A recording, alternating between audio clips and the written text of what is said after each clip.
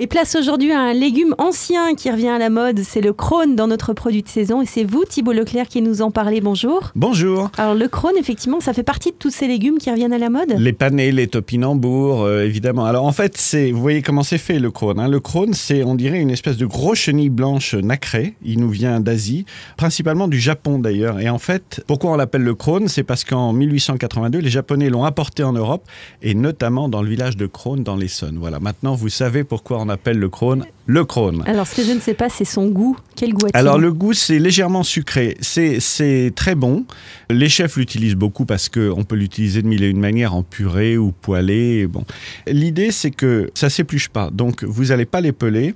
Vous les prenez, vous mettez du gros sel, vous les mettez dans un tissu. Vous allez les frotter légèrement pour enlever, j'allais dire, les impuretés, tout ce qui va autour.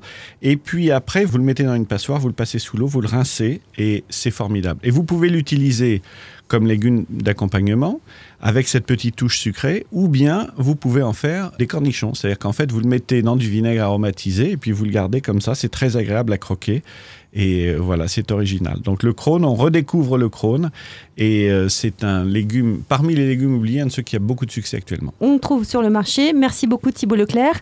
Et pour trouver cette chronique, rendez-vous sur terroirdechef.com. À bientôt Thibault. À bientôt.